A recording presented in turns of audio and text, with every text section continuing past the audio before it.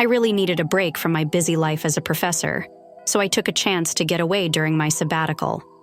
I decided to spend it in a cabin deep in the Appalachian Mountains, a place my uncle, who liked his alone time, said was perfect for some quiet. The drive there was tough, with lots of curves and turns through the woods that were just starting to wake up for spring. When I got to the cabin, it looked old but cozy, sitting there like it had been part of the forest for ages. The air smelled like pine trees and wet dirt, a real change from the city. The first night was really peaceful, just the sound of the trees and an owl now and then. But the next night felt different. The wind sounded scary, and it made me feel nervous. I was sleeping when suddenly a loud knock on the window woke me up. My heart was racing as I went to check it out, but it was just my reflection looking back at me. I told myself it was probably just a branch hitting the window. The next night, I was sitting by the fire when a bunch of loud knocks at the door made me jump.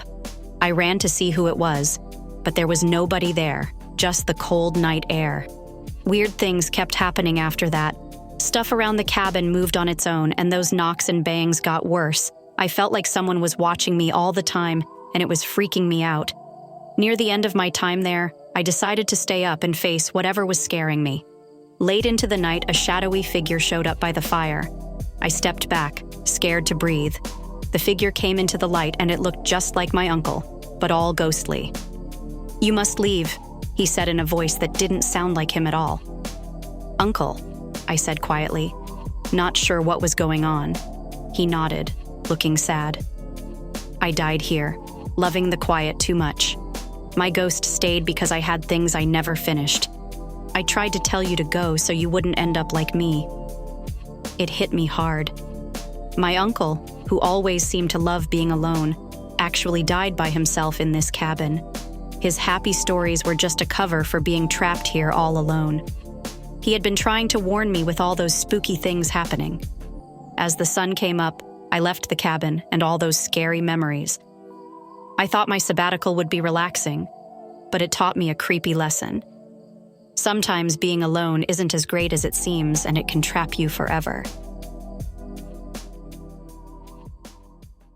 We were a group of 5, eager to shrug off the city's clamor for the weekend.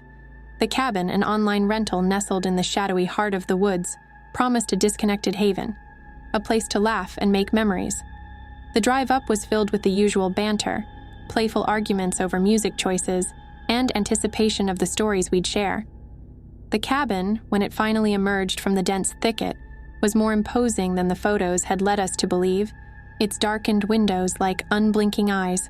The first evening was all about settling in, the air filled with the scent of pine and the crackling of the fireplace. But as night draped its cloak over the forest, the mood shifted. We found it, a message scrawled across the living room wall, "Leave before you are lost," the letters dripping red as if written in haste or fear.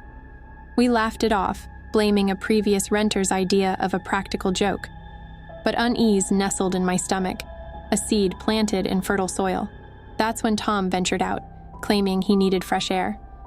Hours passed, and he didn't return. Calls went straight to voicemail.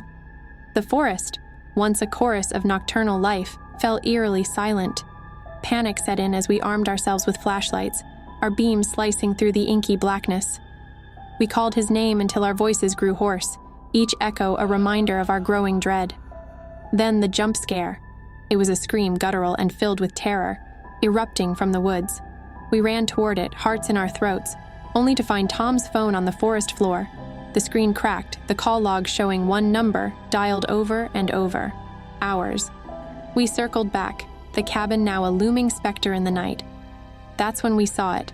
The message on the wall was gone. The wall pristine as if the warning had never been there. Confusion spiraled into fear, the cabin's creaks now sinister in the silence. The twist came with the sunrise as we huddled together, sleepless and strained. A knock at the door jolted us upright. It was Tom, his clothes torn, his eyes wild with an untold story. "I saw something," he whispered, out there watching us. We packed in haste, the car's tires spinning against the gravel as we fled. But as we reached the main road, Tom's expression changed. A smile, cold and unfeeling, spread across his face. "I saw something," he repeated, his voice now a mocking sing-song. and now it's seen you too. We exchanged glances, the realization dawning on us. The Tom that returned wasn't the friend we knew. His laughter, once warm and familiar, now sent shivers down our spines. And as we drove away from the cabin, we left behind more than just a weekend getaway. We left behind the certainty of what was real and what lurked in the woods, waiting to be seen.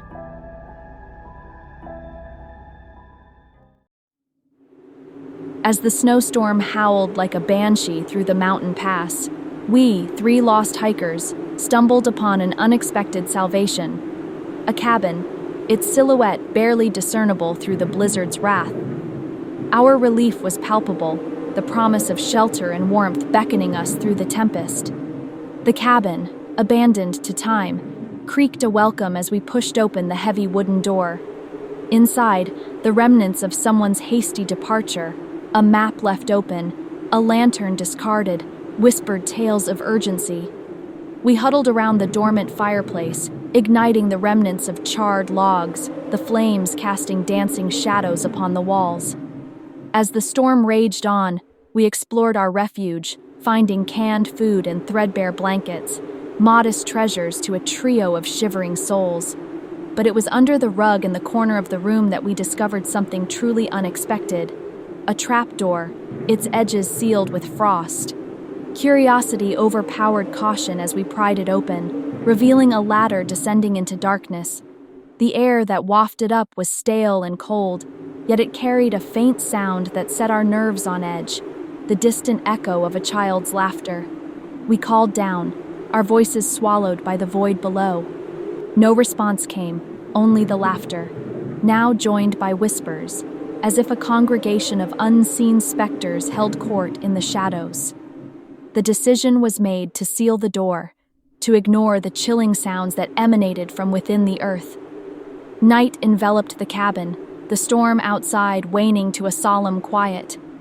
We took turns keeping watch, the unease never leaving our hearts. That's when the first jump scare came, a loud thud from beneath the floor, so forceful it shook the cabin. We sprang to our feet, eyes fixed on the trap door, now trembling with each subsequent blow. The pounding ceased as abruptly as it had begun, replaced by a scraping sound, the trapdoor inching open of its own volition. We backed away, the darkness below now a gaping maw, threatening to swallow us whole. Then, salvation. A knock at the door, firm and human. We flung it open to reveal a park ranger, his face etched with concern. "You folks all right? We've been looking for you since the storm hit." Relief flooded through us as we recounted the night's horrors. The ranger listened intently, his expression growing grimmer by the word. "This cabin's been empty for years," he said. "Locals won't come near it. They say it's haunted by the family that once lived here. Disappeared without a trace. They did. Some say they can still hear 'em, especially the little one, laughing in the snow."